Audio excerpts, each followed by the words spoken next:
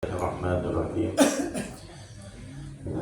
Assalamualaikum warahmatullahi wabarakatuh. Alhamdulillahi rabbil alamin. Wassalatu wassalamu ala sayyidina Muhammadin khatimi jami'il anbiya'i wal mursalin wa ala alihi wa ashabihi wattabi'ina ila yaumiddin.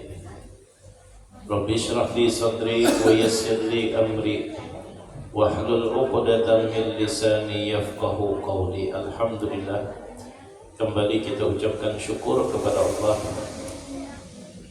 atas nikmat iman, nikmat Islam, dan nikmat ihsan, serta nikmat kesehatan, dan Allah masih meringankan anggota tubuh kita untuk melakukan kebaikan. Mudah-mudahan dengan kita gunakan nikmat yang Allah berikan di dalam kebaikan ini, Allah akan terus menambahkan nikmatnya kepada kita, dan mudah-mudahan Allah sempurnakan nikmat-nikmat itu dengan keberkahan.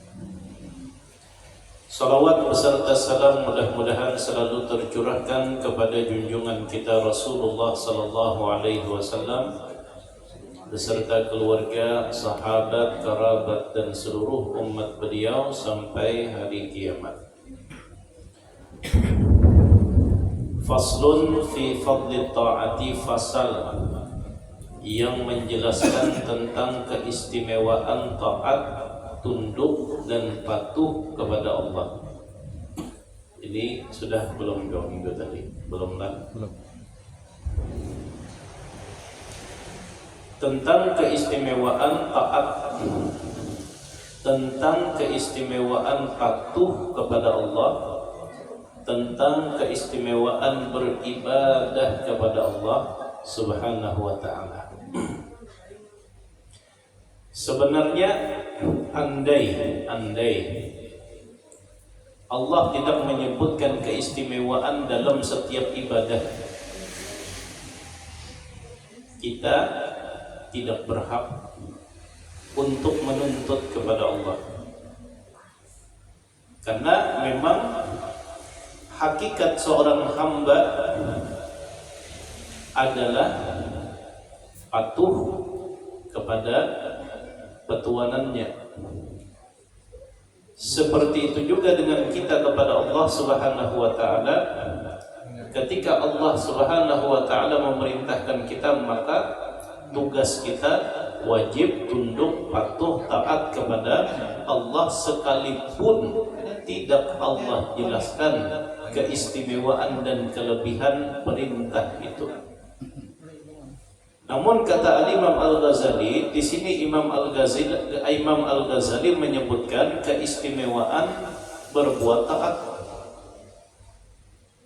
Karena memang orang beriman itu tingkatan keimanannya ada 3. Satu, imanul abid, imannya budak. Iman budak ini kada mau begawi kecuali disambat upahnya berapa. Kalau kurang, kada masuk hitungan, kada digawinya. Itu iman abid. Yang kedua adalah imanut tujar, imannya pedagang. Kira-kira menggawi ini lawan menggawi itu sama-sama perintah, tapi banyak mana pahalanya,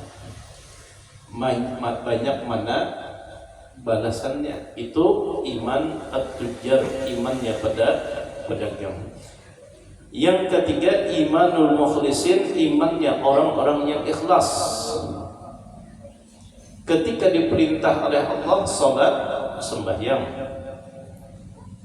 ditakuni, kenapa jadi mau sembahyang? Hendak masuk surga kan? Kada jua. Supaya kada masuk neraka kan? Kada jua. Imbah pang, kenapa han akun sembahyang? karena Allah yang menyuruh. Makanya Rabi'ah al-Adawiyah, salah seorang wali perempuan, ujar sidin, ya Allah, di antara munajat beliau, ya Allah, andai dari sekian banyak ulun beribadah, sekian banyak ulun taat lawan pian, dan pada akhirnya ulun pian masukkan ke dalam api neraka, ulun rela apabila di situ ada keridhaan pian. Nah, ini adalah imanul mukhlisin, imannya orang-orang yang ikhlas. Nah, maka dua golongan yang pertama tadi, iman hamba dan iman pedagang, inilah tujuan kenapa Allah, kenapa Rasulullah menyebutkan keistimewaan dalam setiap ibadah. Karena ada orang-orang yang imannya lemah ini, ia mengharap balasan, maka disebutkanlah barang siapa sembahyang Tuhan maka kelebihannya ini.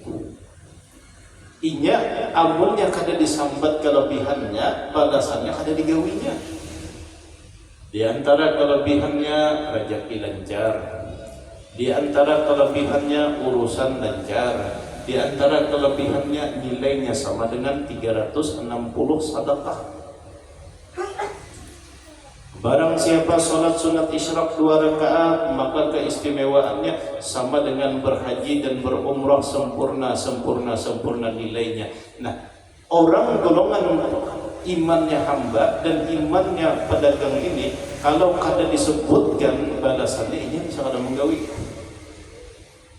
Adapun orang-orang mukhlisin, orang-orang yang ikhlas, disambatkah, ada disambatkah balasannya, tetap digawi. Kenapa? Karena pada hakikatnya seorang hamba itu tetap wajib tunduk, patuh dan taat kepada petuanannya, yaitu Allah. Kau ajalah kira-kira biar membayangkan 3 golongan ini nanti. Kau lah kira-kira. Nah, ini jadi kita kena introspeksi, kira-kira selama ini kita masih di mana? Iman kita ini masih mengharap akan balasan ya. Jar pengajian di situ untuk aja makanannya.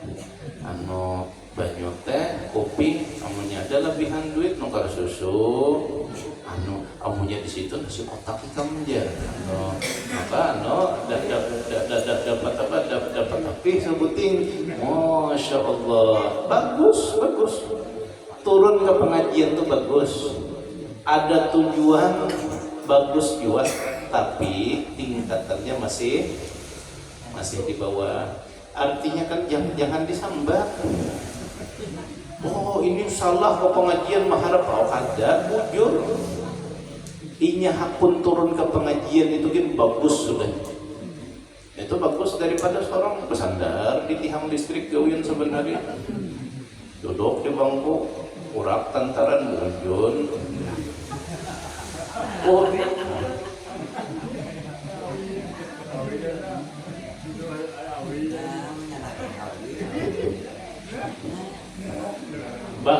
bagus. Itu bagus. Di situ kamnya. Amun dituntung pengajian biasanya bakul dijulungi orang. Bakul isinya amplop. Masya Allah. Nah, datang ke pengajiannya bagus, tapi dinyatakan imannya masih di bawah. Nah, kayak ini aja supaya nyaman, supaya takana sabarataan pancarama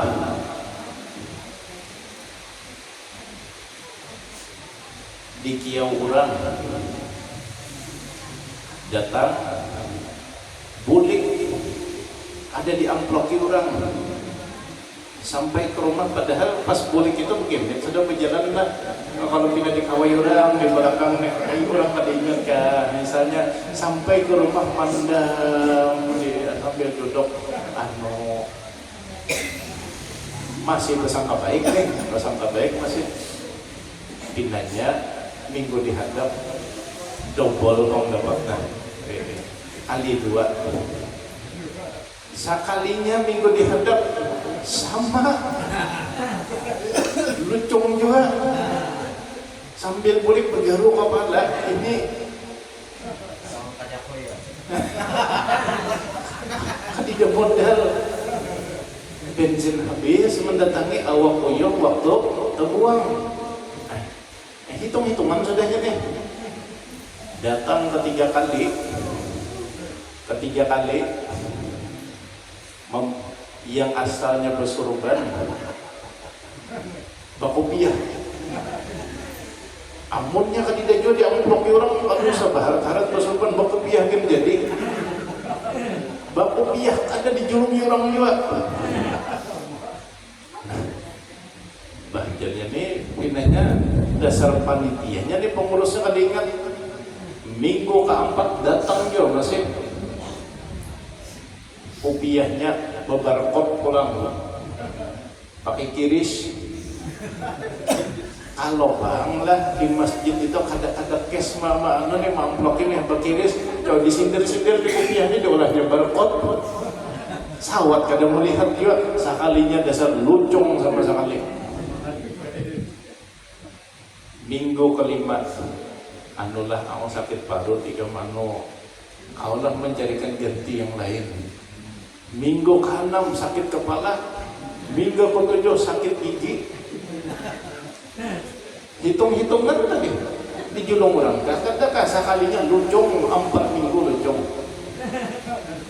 Minggu ke-5, ke-6, ke-7 pada turun lagi. Ada manusia yang kayak itu ya? Ada. Nah, ini supaya kenal seberataan lah penceramah, ia juga masuk akal. Tapi andai si penceramah ini mengharapkan amplop pun kada salah. Artinya si din hakun turun ke pengajian menyampaikan itu sudah bagus, tapi iman penceramahnya masih iman budak tadi. Imannya masih di bawah. Naik kedua, penceramahnya menghitung-hitung amunnya aku tulang ke sini. Ini kisahnya kedobol nih, sampai imbai. Ada ingat di jadwal goeng, sekalinya kelapis, ya duduk santai minum dahulu kira-kira di sini masjidnya ganal pinanya amplopnya ganal diobang. Amunnya di sini aja, di sini musolanya ambalnya kada berganti pulang. Ini ambalnya kada komang ganti, apalagi memberi orang.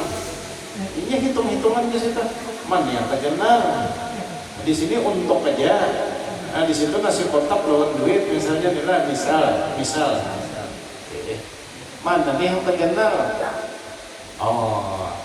Iya masjid yang terkenal didatanginya. Oh di situ ada live streamingnya, kameranya bagus, mikrofonnya bagus. Amunnya masuk ke masjid itu aku terkenal. Amunnya di Langgar kampung ini siapa yang tahu? Nah ini penceramahnya iman tujar, iman pada pedagang mana hujungan yang paling banyak.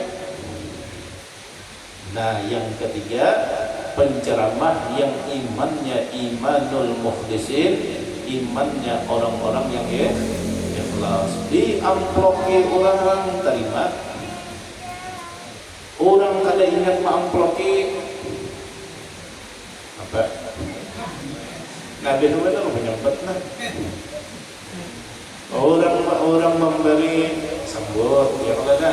Orang kada memberi sambat dahulu. Kalau tidak, sidin peniat memberi sudah cuma kada ingat, jadi ingatakan.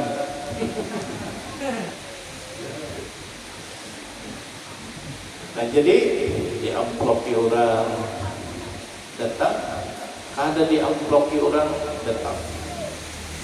Jadi ada di salah satu komplek di situ 2 tahun yang lalu ada pengajian salah satu tuan guru di Banjarmasin. Ada jauh dari Wadahulun. Pengurus musolanya berucap lawan penceramahnya, guru tinanya dari minggu dihadap sampai seterusnya kita libur dulu pengajian lah, kita stop pengajian. Kenapa? Ujar Sidin, anu guruai duitnya kadidarati. Amunnya ulun diucapin nang itu ulun kesinggung. Duitnya kadida, seakan-akan guru datang itu mengharap duit. Nah, maka di sini ulun sampaikan juga, di sini pengajian tetap jalan sampai kapanpun, selama masih ada jamaahnya, selama pian hakun mendengar, tetap jalan kecuali hari kiamat. Adakah duitnya, kadidakah duitnya, bawandaikah, kada bawandaikah, selama pian hakun datang, hakun turun, hakun mendengar, ulun turun. Tapi kalau sunyi, ulun bulik. Ayat aja ingatakan, ada duitnya kah, kadida duitnya kah, bawandaikah, kada bawandaikah, beminuman kah, kada beminuman kah, pengajian tetap jalan selama musolanya masih ada, kecuali musolanya larut ke arah sana. Nah, lalu kita hibur tuh. Ingatkanlah, jangan sampai lawan siapapun jangan berkuya duit lawan tuan guru. Jangan berkuya duit lawan sidin. Ulun alhamdulillah diberi Allah Ta'ala lebih.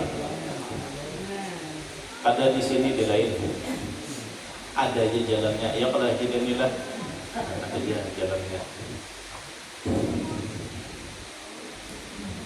Nah,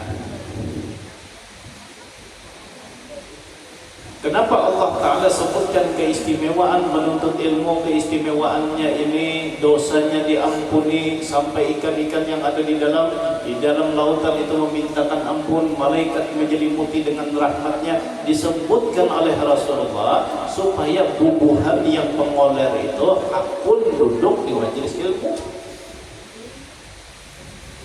Ini sudah keistimewaannya sudah disambatkan oleh Rasulullah, kelebihannya sudah disebutkan oleh Rasulullah. Ya ada hakun dia duduk. Ya ada hakun dia duduk. Siapa lagi yang kita percayai? Rasulullah sudah menyampaikan ujar Nabi, dosa diampuni, malaikat meliputi, rahmat turunan, bala berjauhan. Nabi sudah yang memadahi, kada hakun dia duduk, artinya kada percaya. Siapa yang kita percayai selain Rasulullah sallallahu alaihi wasallam? Nah, maka ketahuilah, kata Al-Imam Al-Ghazali, anna ta'atallah, bahwasanya ketaatan kepada Allah, bahwasanya ibadah,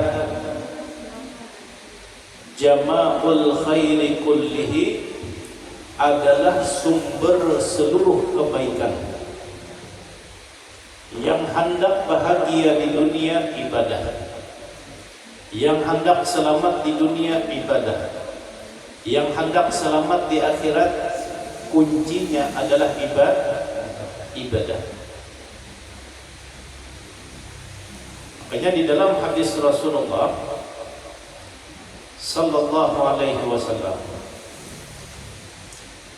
ketika Nabi berwasiat kepada Sayyidina Mu'az bin Jabal, ujar Nabi, wahai Mu'az, ala adulluka ala abwabil khair, inginkah aku beritahu pintu-pintu kebaikan yang apabila pintu itu engkau kerjakan, pintu itu engkau buka, maka seluruh kebaikan akan masuk ke dalam hidupmu. Rumah tanggamu akan baik, keluargamu akan baik, anakmu akan baik, hartamu akan baik, jalan rizkimu akan baik. Hendaklah ujar Nabi aku padanya. Pintu-pintu yang lewat pintu itulah kebaikan akan masuk ke dalam hidup kita. Kata Sayyidina Mu'az bin Jabal, bala, apa itu wahai Rasulullah? Lalu disebutkan oleh Nabi satu, salatul rajuli fi jawfil lail, salatnya seseorang di tengah malam. Apabila istiqomah bisa dilakukan, maka pintu kebaikan sudah terbuka. Tunggulah satu persatu kebaikan akan masuk ke dalam hidup kita. Salat malam. Yang kedua, as-sadaqatu tudfi'ul khati'ata. Pintu kebaikan kedua adalah sedekah. Dan pintu kebaikan yang ketiga, apa yang ketiga? As-sawmu, puasa. Selain puasa yang wajib Senin Kamis, jangan tertinggal.